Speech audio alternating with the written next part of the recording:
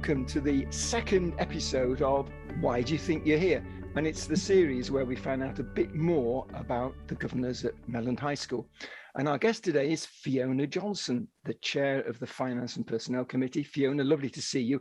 I hope we'll find out later what a finance and personnel chair does. It sounds very mysterious, but I wonder whether first of all, could you tell us a bit about your day job?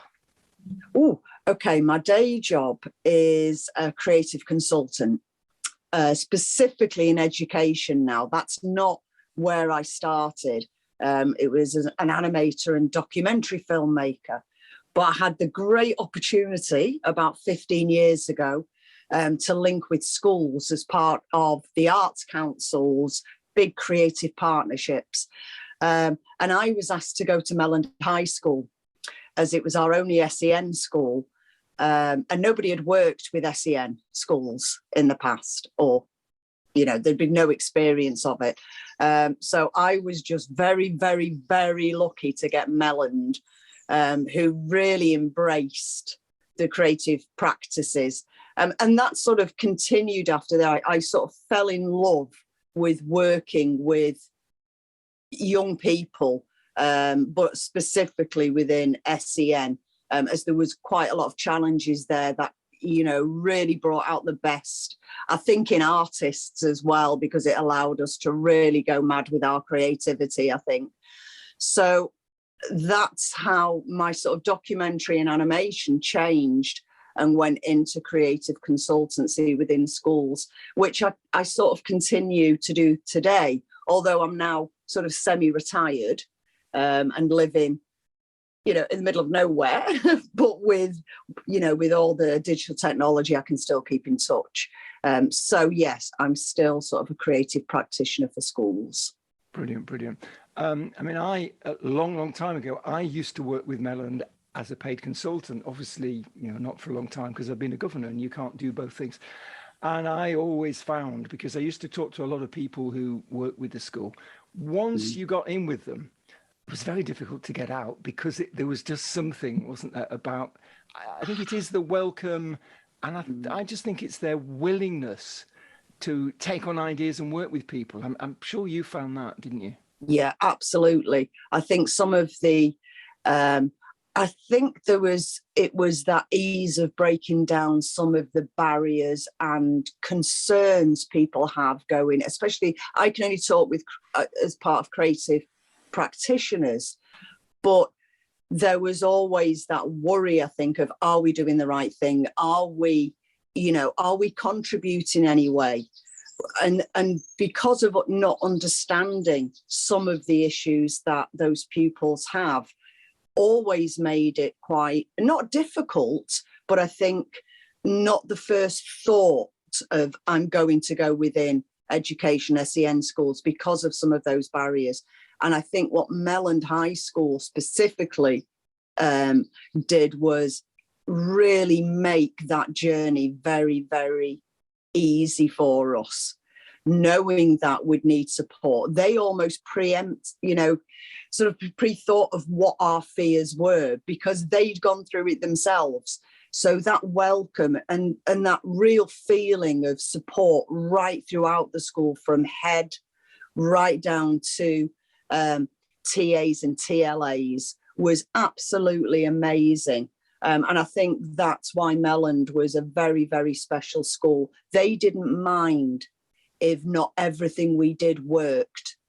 And that is essential for creative practice. We cannot make any promises that this is going to, you know, have a measurable impact on young people, that some education establishments need those numbers and those ticks, and a lot of what creatives do are not obvious straight away.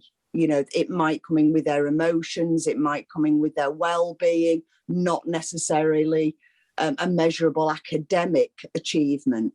And I think what Melland and still do was are really open to exposing their young people to as many creative and academic and just general experiences So you didn't have that on your back, that, oh my God, if this isn't good straight away, they're not going to carry it on. You know, they were obviously thinking long term. And that made that school very, very unique. A lot of schools didn't continue with that creative process once the funding had gone from the Arts Council, where Melland just embedded it almost from day one, embedded that within their practices and continued to do it. And for me, being at the start of that process, there's a massive amount of pride there for everybody, you know, and real thankfulness from, especially, you know, from myself and my team who worked with the school. It really did help them in their career progress.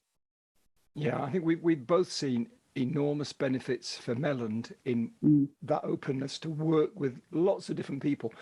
But it's brought tremendous benefit to the people that they work with. And you've just said yourself, you feel it's made a big difference to you and your team.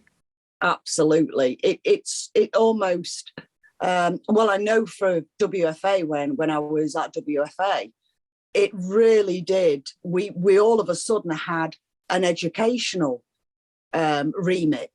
You know, we were developing practices that we could roll out to other schools. So as a business, it did change the way that we were employing people and the way that we were actually looking to work with a whole new audience that we hadn't thought about before. And I know Melland, you know, are very sort of quiet about the impact they had in that. And they really shouldn't have been, because they were integral to that taking place within our business.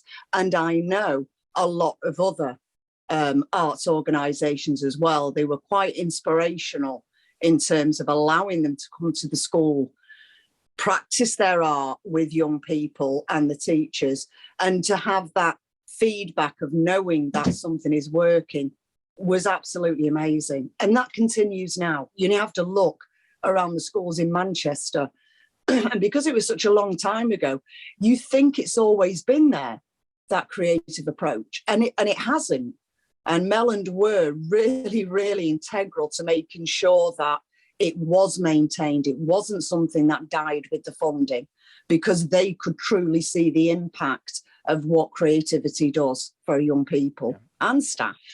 Yeah, and am I right, Fiona, that have you actually had Melland students work with you, for you, or signposted them to jobs in absolutely in your area? Our very first placement at WFA, because we were very reluctant to ever take placements because it's very demanding. Filmmaking is very, very demanding, and it's also us having time to give that trainee or somebody who's on just practicing a job or trying a job, work experience.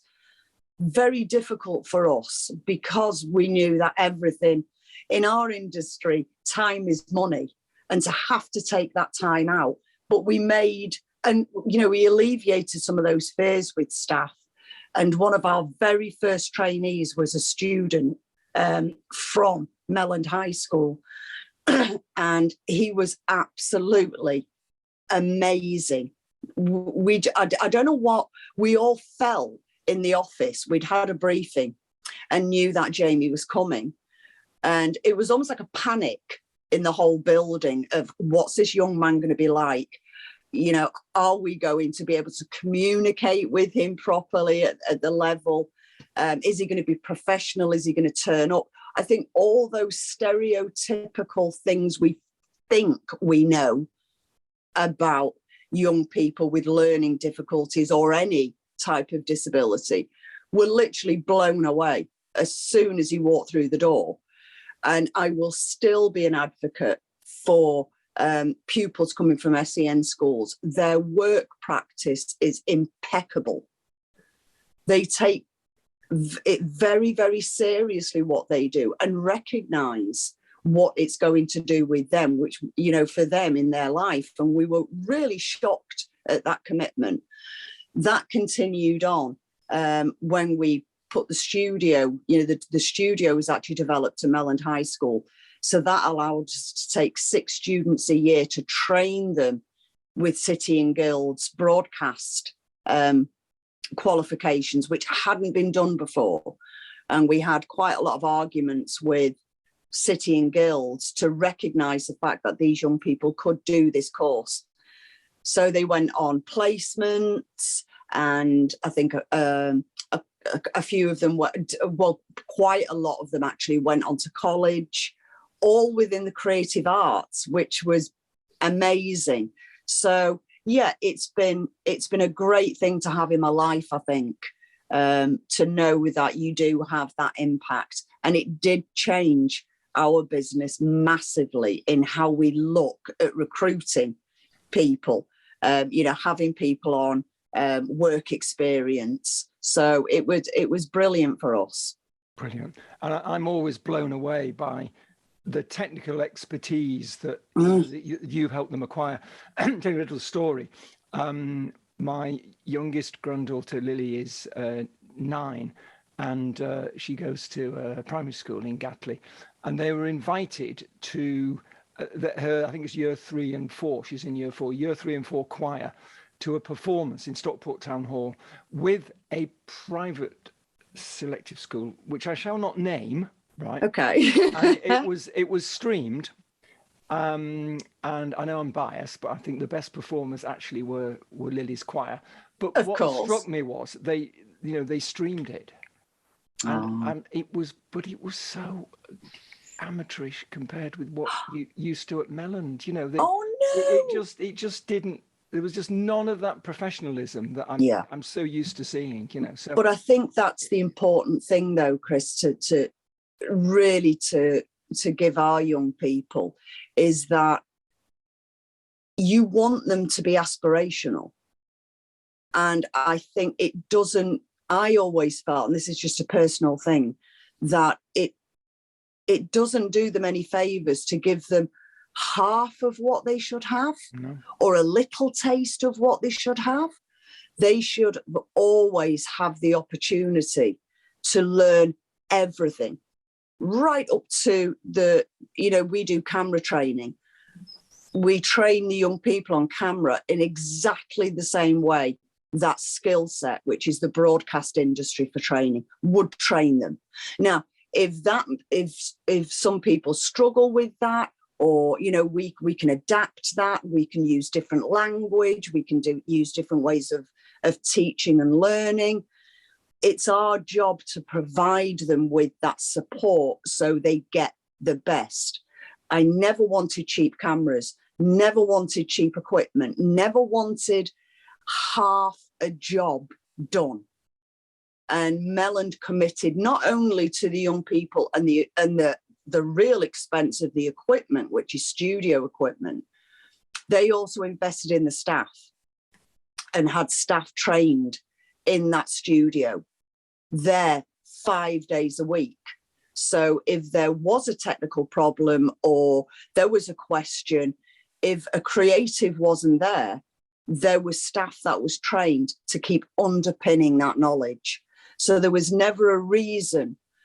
Everything was put in place for an exceptional standard, which Melland expect now. That standard has been set. And I think they will always continue to strive for that excellence, because it's an injustice to our young people if we don't. Yeah. Oh, it's okay, they'll be fine, let's just put that picture up. No, let's not just do that. And it's also to give them a voice as well. Sometimes films do look a bit ropey, but you have to take that within the context of where they are in their learning. Look at a film number 1 they did, then look at film number 5. And adults are like that in our professional practice. I would hate anybody to see the first animation that I did because it was so childlike. But now, as my career went on, the expectations of quality were there. And we have this same expectation of quality from our young people at the school. Yeah, I think if anybody asked the school leadership or governors give us an example of high expectations for your students. You've just given a brilliant example. Fantastic. So listen, you've explained very, very well that we really are now steeped in education, but that wasn't the starting point, was it really? And I think it might come as a bit of a surprise for some people that, governors are not people who are drawn always from the education world. Some of them are, like me and Peter, the chair that we spoke to on the last program. But I think we are the exception, not the rule. Why do you think it's important that and useful that governors in schools like Melland come from all sorts of different walks of life and backgrounds and jobs? How do you think that helps us as a governing body?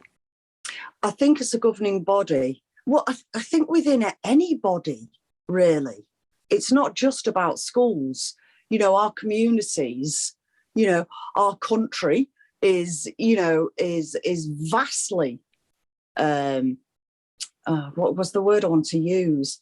We have a fantastic wealth of knowledge and experience, and that's not all academic.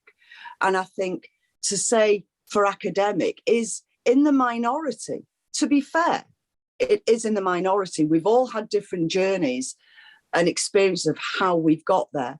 School was a nightmare for me, an absolute nightmare. I do not come from an academic background at all. And I moved school a lot because I was sort of labelled as a problem child. And it actually came out later on that I was on the autistic spectrum. So I couldn't really take in information that people were telling me. So I had great teachers who recognised that my attention span wasn't great and that I got bored quickly and I wasn't understanding what was being said. So I had that experience of school. And in those days, the people that you spoke to were academics. And I even at a young age, I didn't feel as though they got what I was saying. My parents, when we had to go to meetings with governors, because it would ordinarily be a problem with me, they were almost frightened of them, that they were sort of up on this pinnacle and couldn't really speak a normal language to them in some way. And that always baffled me, because we're all people and we all have something to say. And I think within schools, it's really important to have that mixture of voices and opinions and experiences, because it just gives us more opportunities to engage, not only with our young people. We're approachable to parents, we're approachable to teachers, to anybody within that school. And that's what governors should be. We should be approachable. We should be able to communicate with a massive amount of people, most of them not from an educational background. So I think having that mix within a school is essential. We have that within our business. We try when we're recruiting to make sure that they're not all like us. Otherwise, it's going to become very stale and boring. And I think everybody can bring something. We've all got our life stories and we all have our experiences. And I think it makes a very rich mixture of people there and a rich knowledge for the school to tap into. Yeah. So thinking about the very young Fiona, it doesn't sound as though school turned you on that much. What things did turn you on, though? When creative practices, right? Anything that I could. Writing, I loved reading, and I loved writing. Was very good at it. So I would make stories up all the time, and almost lived in a little bit of my own fantasy world, just to sort of help myself deal with school, because in those days school was very academic. If you couldn't sit at your desk and read and write, for a certain number of hours, then you were pretty much labelled as a child that wasn't going to make it. And I was always at the back of the class somewhere. And my parents tried. They moved me around a lot I went to a lot of schools to try and find one that was suitable for me. And that school happened to be... Sorry, Fiona, I think we're going to stop because for some reason it's saying my battery's running low. I must have... Oh, you're as bad as me. I better check mine, actually. I must have disconnected. I had an electrician in the other day, but let's see why it's not.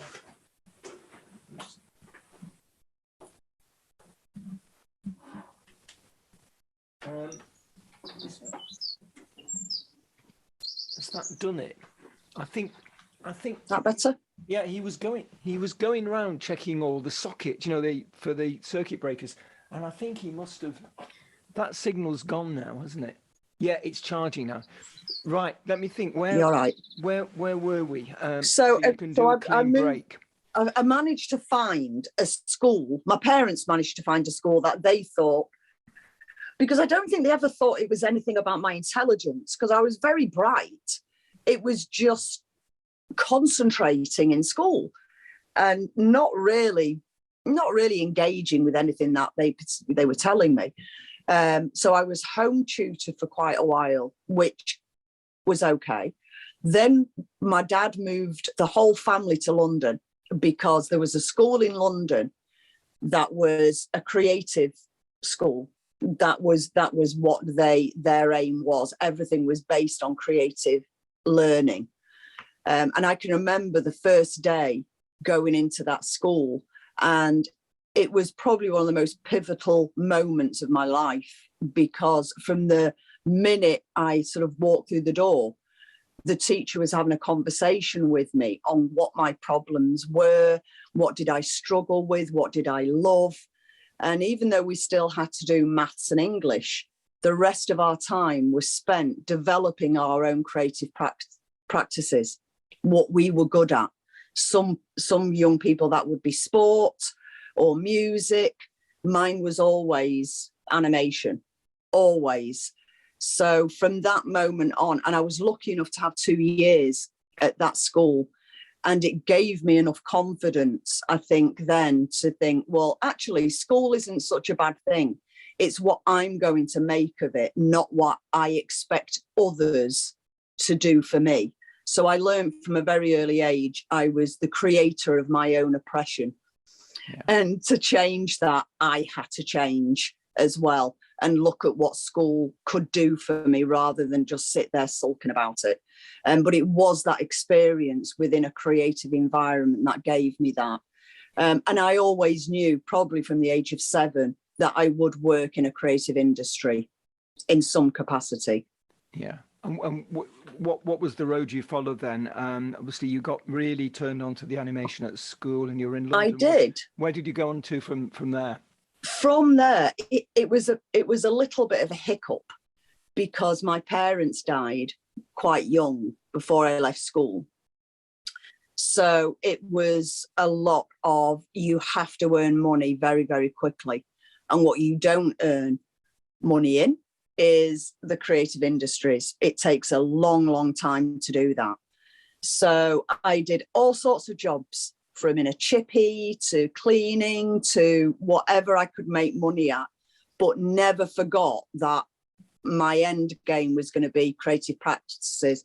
So I volunteered everywhere I could at the BBC. I think I sat at the BBC for about a month in the lobby every morning from 6 till 8 o'clock before I started work, to say, you really need to take me on. You know, I'm passionate. And I think they got that fed up of me that they said, okay. And then it didn't really last long. I think they just wanted, you know, I was a researcher for a while, which I hated. It was like being, you know, I'm back writing and reading and phoning. So Cosgrove Hall in Charlton, I happened to meet somebody, I think it was in Tesco's, and we were having a conversation at the till, and they worked for Cosgrove Hall and said, why don't you come over? And of course, at that time, Cosgrove Hall were doing Danger Mouse. It's a big name, wasn't it? Yeah, they were. Big and name. I thought, there's not a chance. There's not a chance they're going to look at me. And I went, and they did. They offered me work experience, which was great. Then I met, and once you're in, Chris, that's it. It is definitely an industry for who you know, not what you know. And these were just accidental meetings. And then I happened to be in London at an animation conference and got into met some documentary filmmakers. And the next minute I know I was in Ireland making a film on Mother Island, called Mother Island, for Channel 4.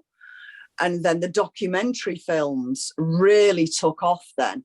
And I sort of dedicated about 8-9 years to documentary filmmaking and was lucky enough to travel the world with like-minded people, and absolutely loved it, because I felt that, you know, I'd actually achieved what I wanted to achieve. I'd never have thought that I'd have been doing that type of work, taking the fact that I came out of school with virtually nothing. You know, maybe I passed maths, I passed English, you know, but nothing that on paper would have ever got me through an office door at the BBC or Granada or Channel 4. Nothing. It was purely meeting people and making a nuisance of myself that got me anywhere. That's the lesson, isn't it? Yeah. Yeah. Well, it's just always lovely to hear somebody who's really passionate about their job. But I think you enjoy being a governor too, don't you? Because you've been governor quite a while now. What is it about that job that appeals? And I always stress each week it's an unpaid job. But what is it about it that's you know, appeals and has got high points and makes it worth I think doing? From a purely selfish, I mean, I remember the first time I went to a governor's, I was asked to become a governor, which I was just over the moon with, because I just never thought, you know, that I would be. And I can remember sat in that first meeting and not being overwhelmed though, Chris, that I thought at first, I think, oh my God, what can I bring to this? You know, I don't really know what I can bring. And it was evident really, really quickly that everybody has a voice in that room. And that there was every idea was being, no matter how ludicrous, you know, you think, oh, well, actually, I'm just going to say that. And you weren't judged for it. It was like, okay, well, you know, and everything was discussed. That never happens in a workplace. You're very guarded about what you say. So I felt the freedom of having an opinion and not having that shot down was great. And I just remember sat there thinking, I can't believe I'm actually a governor. None of my siblings are going to believe this. And they couldn't, you know, when I phoned them and spoke to them, they were laughing for one, you know, because they knew what a bad time I'd had within school, and thought it'd be the last thing I did. And that was the very reason that I wanted to do it, was that, as you said before, what can different people bring to a governor? That was exactly it, because I felt I might not know a whole lot about the whole academic structure and, you know, how things work in the school. But what I was passionate about the pupils in that school and about the staff in that school. They'd given me over the years, not just, and it sounds really cheesy, I know, not just joy, which they have. I think I've had some of my most joyful and memorable experiences with Melland High School. And it's the appreciation, I think, of trying to give something back, because I don't think they ever really know what they gave me and my organisation. A time where, you know, we were so in the thick of business and making money and, you know, doing all those things that you think is right for a business. Then going in, even though we were a non-profit making business, going into Melland High School and working with young people and looking at the impact, it gave us a massive amount, Chris. I can't even say how big that was for our organisation, and what a mind shift that was, you know, to start that type of work. So I've really enjoyed being a governor for all of those reasons. That I might, as I say, I don't come from an academic background, but I love that school and I want the best for the school, because of seeing the work over the last, and it's 15 years since I first met everybody at Melland, and to see where they've come and how passionate they are is just a joy to be able to give something back. Definitely a joy. Yeah, I'd certainly second that, or triple it, or whatever you say. Right. I promised we would try and explain what a finance and personnel chair does. Just have a go at that, just in a few sentences. Okay. Basically, it's an overview of we get to look at the overview of the finances for the school. And not just to look at those, we have a discussion about where money that's come in, where is it best being spent? Where can we make improvements? How is the school going to continue? And it's not just a year, we're always looking at 3 and 5 year plans, looking in the future.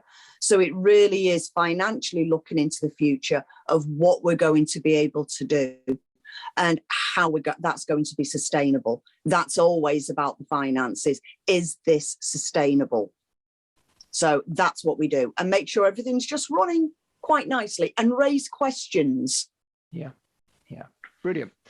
Listen, when you're not busy in your main job, as you very much are, and when you're not governing, what kind of interests help you unwind? I think you mentioned you're living in a nice quiet place, so that may give you opportunities for certain. Yeah, I moved. Things, yeah. We made a decision to move to Scotland, which is my family home. This is where I come from, and all my family come from Scotland. And I think we had quite a lot of health issues earlier on, and just decided with my husband, and we need to be somewhere where he can build his health up. So moved for a very tiny village in the south of Scotland, which is only 2 years since we've had super fast broadband. So before this, we wouldn't have been having this conversation on Zoom, and it's been lovely. So I've always sort of been outdoory. So I can literally, you can see through my window, I actually live in a little forest. So I have nothing around me other than walks. And I have taken a hobby up, though, which is baking. Oh. We have a little tea room in our village, and I asked if I could go and learn to bake. I do their website if they taught me how to bake. Oh. So we have this nice little relationship where I go and bake every Sunday there, and love it, absolutely love it. So that's my downtime. I've never really had the brain to stop. If I'm not I am a bit of a workaholic. So in my hobbies, I have to be learning something or working at something. That's just what makes me happy. So now on my weekends, I'm a baker. Fantastic. To finish off, I'm going to throw you a bit of a curveball now. Our little series is a bit like Desert Island Discs for people who listen to that program on Radio 4, but without the discs. So let me just nick a couple of things from that program. Okay. So just give us you have to choose 8, I think, don't you, on the program? Just give us one music track that you would take with you if you were abandoned on this desert island, and just tell us why that particular track. I think the track that I'd choose is Janis Joplin, Summertime. Right. And I remember it from when I was living in London with all my siblings. It's the first time we'd ever all lived together, and there's 12 of us. Wow. And we all loved Janis Joplin's track of Summertime. So every time I hear that, it's great memories, and I love her. Fantastic. And the other question that you get asked on that program is the book that you would take with you. Any thoughts on that? That's a hard one. I think it'd have to be The Hobbit. Oh, wow. Right. Certainly keep you going a long time, wouldn't it? Yeah, I think the first book I read with my dad, Ah. and I still have that copy, and I'm now reading it with my grandson. So it's one of those books that you read. I read it with my son. Now I'm reading it with my grandson, and it's a book that's wonderful. Great. Fiona, we know how busy you are. Thank you for finding the time to talk, and thank you, as I said to Peter, of course, for all the work that you do as a governor and all the passion that you bring to it. We hope to bring you another episode of Why Do You Think You're Here before too long. Fiona, by the way, is the person who very kindly does the editing and makes it look all right. You know, that it edits out all the mistakes I've made today, like when the battery started to run out. So thanks for that too. So we hope to have another episode before too long. But in the meantime, it's a goodbye from me, and thank you for watching. And goodbye from me. Thanks. Bye now. Bye, everybody.